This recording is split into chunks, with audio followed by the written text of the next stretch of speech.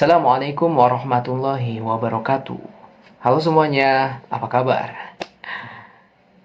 Perkenalkan nama aku Muhammad Zulfikri Saputra dari program Studi Komunikasi dan Penyiaran Islam, kelas KPI 3B. Oke, pada video kali ini aku akan membahas mengenai perkembangan Muslim di kawasan Asia Tengah. Nah, mulai dari sejarah awal masuknya Islam di kawasan Asia Tengah tersebut, terus karakteristik masyarakat yang ada di daerah sana, hingga perkembangan dari masa ke masanya. Nah, pada video ini juga aku membuat video ini sebagai pemenuhan tugas dari mata kuliah sejarah dakwah, dan semoga pembahasan yang aku sampaikan ini menambah wawasan khususnya kepada aku pribadi gitu ya. Terus menambah wawasan juga kepada kalian yang mendengarkan gitu, tentang bagaimana Islam itu berkembang di wilayah yang menjadi salah satu jalur penting dari peradaban dunia. Oke, bentar-bentar. Oke, sorry tadi ada tukang paket biasa. Langsung saja mungkin ya. Jadi Asia Tengah itu adalah sebuah wilayah yang sangat luas yang membentang dari Laut Kaspia hingga Pegunungan Altai, meliputi beberapa negara modern seperti Uzbekistan, Kazakhstan, Tajikistan, Kirgistan, dan Turkmenistan. Jadi wilayah ini bukan hanya sekadar tempat persinggahan para kafilah jalur sutra. Di kawasan Asia Tengah ini adalah titik pertemuan besar antara peradaban Persia, Turki, Arab, Mongol, hingga Rusia. Dan disinilah juga Islam pernah mencapai masa kejayaannya, mengalami kehancuran, lalu bangkit kembali. Nah, jadi pada video kali ini kita akan membahas secara lengkap bagaimana sih Islam itu pertama kali masuk di kawasan Asia Tengah, bagaimana karakteristik keislamannya itu di tengah-tengah masyarakat, dan bagaimana perkembangan Islam ini di sana dari abad ke abad hingga pada masa modern kali ini. Oke, pembahasan pertama tentang latar belakang Asia Tengah sebelum dimasuki oleh Islam. Sebelum kedatangan Islam pada abad ke-7 dan abad ke-8, Asia Tengah ini dihuni oleh berbagai suku dan kerajaan seperti Sogdiana, Bactria, serta kelompok Turki Persia. Sebagian besar pada wilayah ini dipengaruhi oleh agama Zoroastrianisme, Buddha, dan kepercayaan animisme Turki kuno. Kota-kota seperti Bukhara dan Samarkand sudah menjadi pusat perdagangan dan ilmu pengetahuan. Jadi ya, ketika Islam masuk, ketika Islam datang, ia tidak datang ke tanah yang kosong, melainkan ke wilayah yang sudah maju secara budaya dan ekonomi. Oke, pembahasan yang kedua, kita akan membahas tentang proses bagaimana sih masuknya Islam itu ke kawasan Asia Tengah.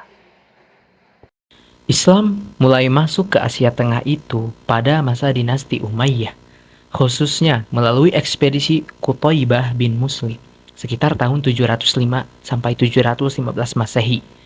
Pada masa itu, wilayah Transoksiana yang kini meliputi Uzbekistan dan Tajikistan menjadi target utama ekspansi. Awalnya, penyebaran Islam bersifat politik dan militer. Banyak kota menerima Islam setelah penaklukan. Namun, di luar jalur militer, ada jalur kedua yang jauh lebih kuat pengaruhnya, yaitu dakwah para ulama, pedagang muslim, dan guru-guru sufi. Nah, para pedagang muslim dari Arab, Persia, dan India yang melalui jalur sutra membawa Islam dengan pendekatan damai.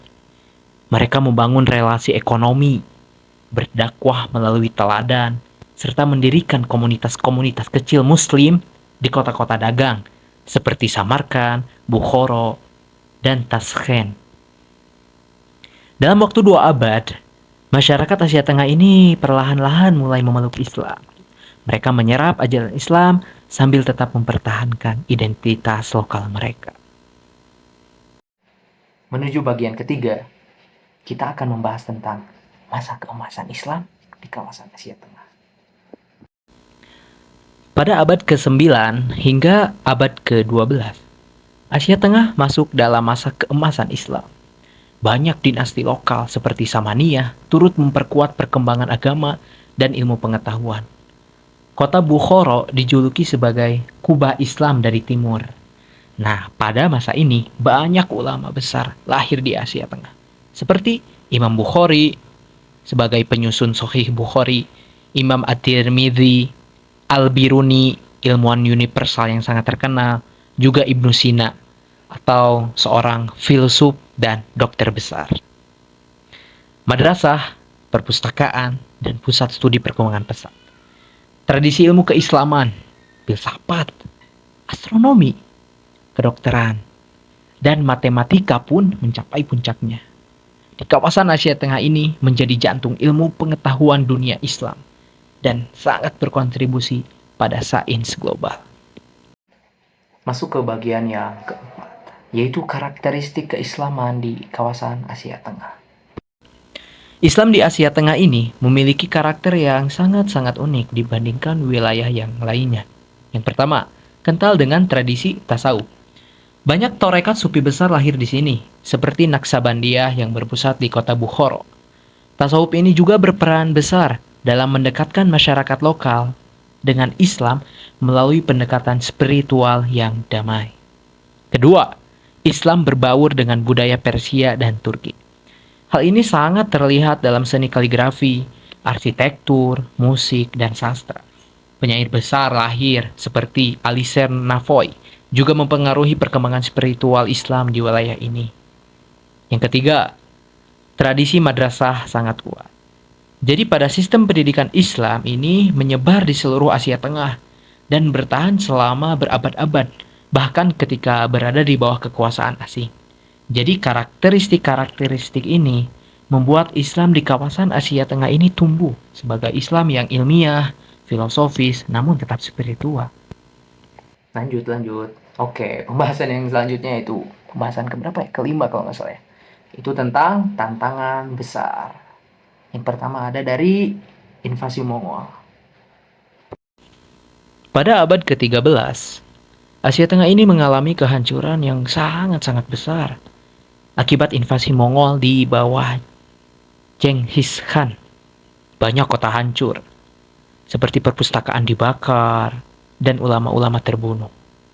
Namun menariknya, setelah beberapa generasi, banyak elit Mongol justru memeluk Islam. Pada masa Timur Leng dan keturunannya, Islam kembali menjadi pusat kehidupan. Samarkand dibangun ulang menjadi kota megah dengan masjid-masjid besar dan madrasah indah yang masih berdiri hingga sekarang. Oke, bagian keenam, yaitu tentang era Timurid dan kebangkitan ilmu. Pada masa dinasti Timurid, sekitar abad ke-14 sampai 15, Samarkand dan Herat ini menjadi pusat seni, astronomi, dan arsitektur Islam. Ulugh Beg, cucu Timur Leng, mendirikan observatorium raksasa dan madrasah yang melahirkan banyak-banyak sekali ilmuwan. Ini adalah salah satu periode paling kreatif dalam sejarah Islam Asia Tengah. Perpaduan antara seni, sains, dan spiritualitas. Oke, bagian 7. Era kekuasaan Rusia dan Uni Soviet. Memasuki abad ke-19, Rusia mulai menguasai Asia Tengah. Setelah revolusi Bolshevik tahun 1917, Asia Tengah ini menjadi bagian dari Uni Soviet. Inilah salah satu masa paling sulit bagi umat Islam. Mengapa? Karena peribadatan dibatasi, ratusan masjid ditutup, madrasah dilarang, dan ulama-ulama banyak yang dipenjarakan. Generasi muda dipaksa untuk terus mengikuti pendidikan sekuler Soviet, sementara identitas Islam dianggap ancaman politik. Namun, meskipun ditekan keras, Islam tidak pernah hilang. Ia hidup secara diam-diam dalam tradisi keluarga, budaya lokal, dan ritual-ritual kecil. Banyak ulama mengajar secara rahasia dari satu rumah ke rumah yang lainnya. Oke, bagian ke-8. Kita akan membahas tentang kebangkitan Islam setelah kemerdekaan tahun 1991 sampai ya tahun segitulah. Pada tahun 1991, ketika Uni Soviet runtuh, negara-negara Asia Tengah merdeka satu persatu.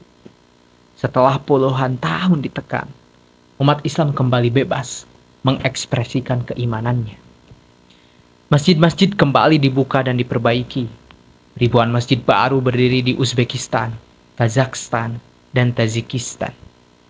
Madrasah juga dibuka kembali, dan banyak warga muda belajar Islam di Turki, Mesir, dan negara-negara Arab yang lainnya. Namun pemerintah di banyak negara tetap mengawasi ketat aktivitas keagamaan demi menjaga stabilitas politik. Tapi meskipun begitu, kebangkitan identitas Islam tetap kuat dan menjadi bagian penting dari jati diri masyarakat modern di kawasan Asia Tengah. Oke, masuk ke bagian yang ke-9. Islam di Asia Tengah pada era modern saat ini. Memasuki era modern, perkembangan Islam di Asia Tengah ini mengalami dinamika yang cukup kompleks. Setelah runtuhnya Uni Soviet pada tahun 1991, negara-negara seperti Uzbekistan, Kazakhstan, Tajikistan, Turkmenistan, dan Kirgistan ini mulai membuka kembali ruang bagi kehidupan berkeagamaan.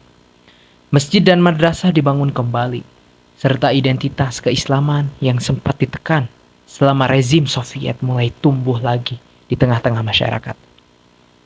Namun, proses ini berjalan dengan begitu sangat hati-hati. Banyak pemerintah Asia Tengah masih menerapkan regulasi ketat terhadap aktivitas keagamaan untuk mencegah ekstremisme. Sehingga perkembangan Islam bergerak dalam koridor resmi negara. Namun meskipun begitu, generasi muda menunjukkan minat yang semakin besar pada pendidikan agama, tradisi keilmuan Islam klasik, dan identitas budaya mereka. Di era globalisasi ini, Islam di kawasan Asia Tengah berkembang dengan karakter modern, lebih terbuka pada gagasan yang baru, tetapi tetap menjaga tradisi lokal, seperti tasawuf dan nilai-nilai komunitas. Hal ini membuat Islam tetap menjadi bagian yang sangat penting dari identitas sosial dan budaya masyarakat di kawasan Asia Tengah hingga saat ini. Oke, masuk ke bagian yang terakhir. Sejarah Islam di kawasan Asia Tengah ini adalah perjalanan yang sangat panjang yang penuh dengan dinamika. Dari masa kejayaan jalur sutra, kehancuran akibat invasi, penindasan di era Soviet, hingga kebangkitan kembali setelah kemerdekaan. Islam selalu menjadi bagian yang tak terpisahkan dari jiwa masyarakat di Asia Tengah. Dari perjalanan ini, kita belajar bahwa kekuatan iman, ilmu, dan budaya mampu bertahan melewati berbagai perubahan zaman. Semoga sejarah ini menjadi pelajaran yang sangat-sangat berharga bagi kita semua. Nah, demikian pembahasan singkat mengenai perkembangan Islam di kawasan Asia Tengah, mulai dari masuknya Islam, terus karakteristik masyarakat yang ada di sana, terus bagaimana awal mula kehancuran kejayaan Islam pada saat itu, juga perkembangan-perkembangan Islam pada masa ke masanya. Nah, semoga penjelasan yang aku tadi sampaikan itu menambah wawasan kepada kita semua tentang bagaimana identitas keislaman itu terus bertahan dan berkembang di tengah-tengah perubahan zaman pada saat ini. Terima kasih sudah mau menyimak video ini. Aku Muhammad Zulfikri Saputra, mohon maaf jika ada kekurangan dan kesalahan yang aku tadi sampaikan. Unzur maqala wala tanzur maqala. Assalamualaikum warahmatullahi wabarakatuh. See you next time.